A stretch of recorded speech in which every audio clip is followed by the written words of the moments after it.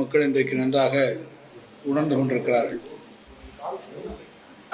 குறிப்பாக இந்த நிதிநிலை அறிக்கையினுடைய ஒட்டுமொத்த சாராம்சத்தை எந்தெந்த வகையெல்லாம் இந்த நிதிநிலை அறிக்கை என்பது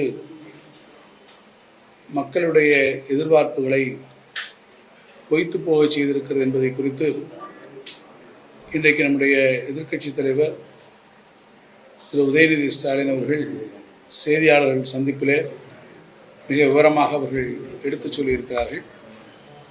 எனவே அவற்றுக்குள் நான் அதிகமாக செல்ல விரும்பவில்லை. நான் இந்த செய்தியாளர் கூட்டத்தில் தெரிவிக்க விரும்புவது, நம்முடைய நிதியமைச்சர் அவர்கள் வெள்ளை அறிக்கையை வெளியிட்டு சில கருத்துக்களை அவர்கள் சொல்லியிருந்தார்கள். அதை ஒட்டி இதே அறிவாலயத்தில் நான் செய்தியாளர்களை சந்திக்கின்ற போது பல கருத்துக்களை அதனை ஒட்டி நான் வெளியிட்டிருந்தேன். மிக முக்கியமாக அவர்கள் ஒரு 4 பாயிண்டில் அவர் விவரமாக சொல்லிக்கிட்டு இருந்தார். அந்த 4 பாயிண்ட்டுக்குமே நான் விளக்கங்களை சொன்னேன். இன்னைக்கு கொடுத்துருக்கக்கூடிய இந்த பட்ஜெட்டில் நாங்கள் என்ன தெரிவித்தோமோ அதுதானே இன்றைக்கு நடைமுறையிலே வந்திருக்கிறது என்பதை நான் உங்களுக்கு சுட்டிக்காட்ட விரும்புகிறேன்.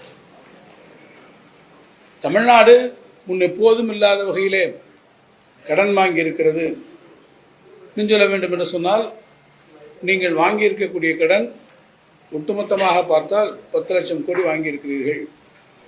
அவர்கள் இத்தனை வருஷம் வாங்கின, உங்களுக்கு முன்பு இருந்த ஆட்சிகள் இத்தனை வருஷம் வாங்கியிருக்கக்கூடிய 5 லட்சம் கோடி கடனை நீங்கள் 5 வருடத்தில் 5 லட்சமாக கோடியாக ஆக்கி 10 லட்சம் கோடி வந்துவிட்டது என்று அன்றைக்கு நிதியமைச்சர் சொல்லி, இந்த கடன் சுமையை ஏதோ திராவிட முன்னேற்ற கழகம்தான் உருவாக்கியது என்பது போன்ற ஒரு மாய தோற்றத்தை வேண்டுமென்றே திரித்து உருவாக்குவதற்கு அன்றைக்கு முற்பட்டார்கள். நான் அப்போதே தெளிவாக சொன்னேன், கடன் வாங்குவது என்பது அதற்கான அளவுகோல்கள், ஒன்றிய அரசு வகுத்திருக்கக்கூடிய அந்த அளவுகோல்கள், அதேபோல் நம்முடைய ஃபினான்ஸ் கமிஷன் சொல்லியிருக்கக்கூடிய அளவுகளுக்கு உட்பட்டு தான் கடன் வாங்குகிறோம்.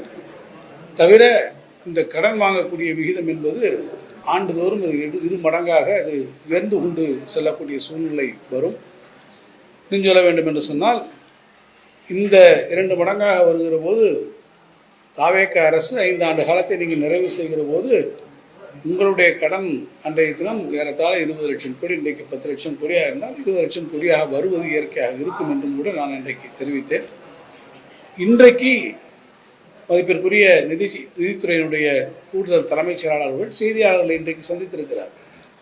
அப்போதும் அவர் பேசுகிற போது சொல்லியிருக்கிறார், கடன் எல்லாம் வாங்குவதையெல்லாம் குறைக்க முடியாது, மத்திய அரசனுடைய அனுமதியோடு தான் நாங்கள் கடன் வாங்குகிறோம், கடன் வாங்குவது அதிகரித்து கொண்டு தான் போகும் என்பதை இன்றைக்கு அவர் ஒரு ஒப்புதல் வாக்கு மூலமாகவே தெரிவித்திருக்கிறார்.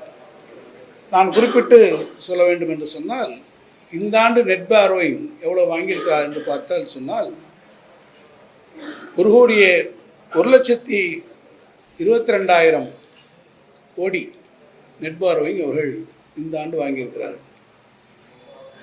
இதே அளவில் போனீங்கன்னு சொன்னால், நான் ஏற்கனவே சொன்னதைப் போல அடுத்த 5 ஆண்டுகளில் நான் முன்பே குறிப்பிட்டதைப் போல அந்த 10 லட்சம் கோடியை கடனாக அவர்கள் வாங்க வேண்டிய சூழ்நிலை நிச்சயமாக உருவாகும்.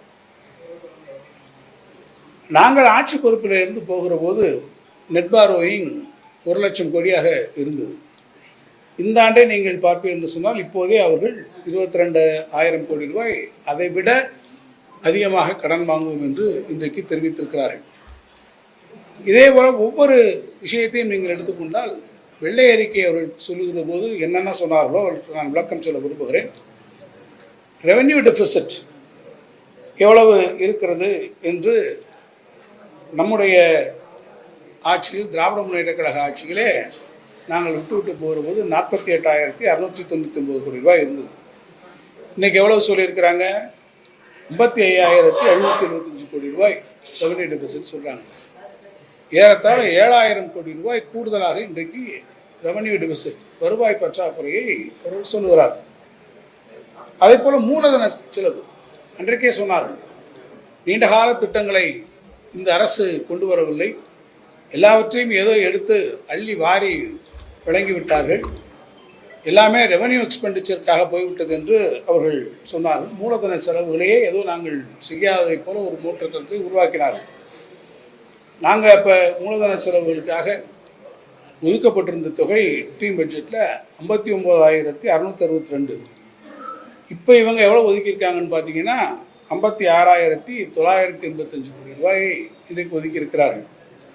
ஏறத்தாழ 3,000 கோடி ரூபாய் மூலதன செலவுகளை இன்றைக்கு அவர்கள் ரிவைஸ்ட் எஸ்டிமேட்லே அவற்றை குறைத்து இன்றைக்கு இந்த மூலதன செலவுகளிலே நம்முடைய நிதியமைச்சர்கள் காட்டியிருக்கிறார்கள். அதை மூலம் பண்ணி பார்த்தீங்கன்னா திருப்பி இன்னொன்று ஒரு சொன்னாங்க, எஸ்ஓடிஆர், ஸ்டேட்ஸ் ஓன் டேக்ஸ் ரெவன்யூஸ், மாநில அரசினுடைய சொந்த வரி வருவாய்களில் எவ்வளோ வந்திருக்குன்னு பார்த்தீங்கன்னா நம்ம இருக்க போகும்போது 2,29,000. இப்போ எவ்வளோ தெரியுமா காமிக்கிறாங்க? 2,26,000 லட்சம், அதாவது 2,26,000 கோடி. ஆக அதில் மட்டும் பார்த்தீங்கன்னா ஏறத்தாழ 3,000 கோடி ரூபாய் அதிலே அவர்கள் குறைவாக காட்டுகிறார். நான் எதற்காக இதை சுட்டிக்காட்ட விரும்புகிறேன் என்று கேட்டால், இந்த மாநிலத்தினுடைய சொந்த வரி வருவாய் என்பது நாங்கள் ஆட்சி பொறுப்பிற்கு வந்தவுடன் எங்களுடைய நிர்வாக திறமையினால், எங்களுடைய ஃபிஸ்கல் மேனேஜ்மெண்ட்டினால் எங்கெங்கேயோ லீக்கேஜஸ்லாம் இருந்ததெல்லாம் என்று சொன்னார்கள். இவற்றையெல்லாம் நாங்கள் அடைத்து நாங்கள் செம்மையான திறமையான நிர்வாகத்தின் மூலமாக எஸ்ஓடிஆரை கூட்டுவோம் என்று சொன்னார்கள். இன்றைக்கு பார்ப்பேன் என்று சொன்னால் அதில் பெருமளவு அவர்கள் இன்றைக்கு இழந்திருக்கிறார்கள் என்பது தெள்ள தெளிவாக இன்றைக்கு தெரிய வந்திருக்கிறது. அது மாதிரி நீங்கள் ரெவன்யூ எக்ஸ்பெண்டிச்சரை பார்த்தீங்கன்னா நாம் இருக்கும்போது 3,93,000 கோடியாக இருந்தது. இப்போது 4,05,000 கோடியாக அது அதிகரித்திருக்கிறது. எனவே இந்த அரசு வெள்ளை அறிக்கையாக வெளியிட்டு என்னென்ன விஷயங்களை எல்லாம் திராவிட முன்னேற்ற கழக அரசுக்கு எதிராக தெரிவித்ததோ அந்த விஷயங்களிலே கூட இந்த அரசு முற்றிலுமாக இப்போது தோல்வியடைந்திருக்கிறது என்பதை இந்த அரசினுடைய முதல் நிதிநிலை அறிக்கை இன்றைக்கு தெள்ள தெளிவாக எடுத்து காட்டியிருக்கிறது. திராவிட முன்னேற்ற கழக ஆட்சியில் கொண்டு வரப்பட்ட திட்டங்களுக்கெல்லாம் இன்றைக்கு முலாம் பூசப்பட்டு வேறு பேரிலே இந்த திட்டங்கள் இன்றைக்கு கொண்டு வரப்பட்டிருக்கிறதை ஒழிய திட்டங்களுக்கான உரிய நிதிகளை கூட பெருமளவில் விடுவிக்கவில்லை. இன்னும் சொல்ல வேண்டும் என்று சொன்னால், தமிழ் வளர்ச்சித்துறை, இந்த துறைக்கு எவ்வளவு இந்த ஆண்டு நிதி என்று கூட தமிழ்நாட்டினுடைய அரசாங்கம் அறிவிக்கிறதுக்கு இன்றைக்கு தயாரில்லை என்பதை பார்க்கிற போது உள்ளபடியே நான் வேதனைப்படுகிறேன். தொல்லியல் துறை, அந்த துறைக்கு 1 கோடி ரூபாய் கொடுத்துருக்குறாங்க. 1 கோடி ரூபாய் அந்த தொல்லியல் துறையில் அவங்க என்ன பண்ண முடியும்? குழந்தைகளெல்லாம் டூர் கூட்டு போகிறோம் அப்படின்னு சொல்கிறாங்க. கூட்டு போங்க, அதை பற்றி ஒன்றும் இல்லை. பட் கன்சர்வேஷனுக்கு எவ்வளோ கொடுக்குறீங்க? மியூசியம்ஸ் என்ன ஆச்சு? எக்ஸ்கவேஷன்ஸ் என்ன பண்ண போகிறீங்க? அதுக்கான பணம் எங்கே ஒதுக்குறீங்க? இதை பற்றியும் கிடையாது. அதே போல் கொள்ளிடத்தில் பார்த்தீங்கன்னா பெரிய பெரிய அணைகளை, தடுப்பணைகளை உருவாக்க போகிறோம், டெல்டா மாவட்டத்தினுடைய சுற்றுச்சூழல் சீரமைப்பை பண்ணுறோம்னு சொல்கிறாங்க. பெரிய அளவில் அதுக்கெல்லாம் முக்கியத்துவம் கொடுக்குறாங்க. கடைசியில் பார்த்தா அதனுடைய சாத்தியக்கூறு என்ன இருக்கும் என்று ஆராய்வதற்கு சொற்ப தொகைகளை நாங்கள் ஒதுக்குறோம், 10 கோடி ஒதுக்குறோம் அப்படின்னு சொல்கிறாங்க. சாத்தியக்கூறுகளை ஆராயும் என்று சொல்லுகிறாங்க. இது போன்ற நிலைமை தான் இருக்கிறது. எனவே அவர்கள் தேர்தல் வாக்குறுதியாக கொடுத்துருக்கக்கூடிய திட்டங்கள், மகளிர் உரிமை தொகைக்கு 2,000 ரூபா கொடுக்கக்கூடிய திட்டமாக இருந்தாலும் சரி, 6 சிலிண்டர் கொடுக்கக்கூடிய திட்டங்களாக இருந்தாலும் சரி, இவற்றை பற்றி எதுவுமே குறிப்பிடவில்லை. அல்லது நாம் கொடுத்துருக்கக்கூடிய அந்த திட்டங்களுடைய நிலைமைகள் என்ன? கலைஞர் வீடு வழங்கும் திட்டம், அதற்கு வேறு பேர் இன்றைக்கு மாற்றி அறிவிக்கிறார்கள். எனவே திராவிட முன்னேற்ற கழக ஆட்சியிலே சொல்லப்பட்ட திட்டங்களுக்கு மாற்று பெயர்களை மாற்றி அமைப்பது ஒன்றுதான் நடந்திருக்கிறதை தவிர, அவர்கள் குறிப்பிட்டதைப் போல இந்த பட்ஜெட் என்பது ஒட்டுமொத்தமாக தமிழ்நாட்டு மக்களை ஏமாற்றம் அளிக்கக்கூடிய ஒரு பட்ஜெட் அமைந்திருக்கிறது என்பதை தரவுகளின் வாயிலாக நான் உங்களுக்கு எடுத்துச் சொல்ல விரும்புகிறேன். அதேபோல் பள்ளிக்கல்வித்துறைக்கு கொடுக்கப்பட்டிருக்கக்கூடிய நிதி குறைக்கப்பட்டிருக்கிறது என்பதையும் சுட்டிக்காட்டியிருக்கிறார்கள். அவர் சொல்லுகிற போது நிதித்துறையினுடைய செயலாளர்கள் ஏற்கனவே ஒதுக்கப்பட்ட நிதி முழுமையாக செலவழிக்கப்படவில்லை, நாட் எக்ஸ்பெண்டட் என்ற முறையிலே அவர்கள் சொல்லியிருக்கிறார்கள். ஒதுக்கப்படக்கூடிய நிதி இருக்கும், அந்த சூழ்நிலையில் ஏதாவது ஒரு காரணங்கள் வந்திருக்கலாம், அந்த காரணங்கள் வாயிலாக அது தடைபட்டிருக்கலாம். அப்போது ஏறத்தால் நம்ம கடைசி வருஷத்தில் நம்ம கொண்டு வருகிற போது 12 மாதங்களுக்கு பதிலாக 10 மாதங்களுக்குள்ளாகவே அந்த பணத்தை நாம் ஒதுக்கி உடனடியாக இன்ட்ரீம் பட்ஜெட்டுக்கு வர வேண்டிய சூழ்நிலையில் கூட அப்போது இருந்திருக்கு. டிஆர்பி போன்ற இருக்கக்கூடிய ரெக்ரூட்மெண்ட் ஏஜென்சிஸில் டீச்சர்ஸை ரெக்ரூட் பண்ணுகிற போது நிறைய நீதிமன்ற வழக்குகள் அதை தடை செய்திருக்கக்கூடும்.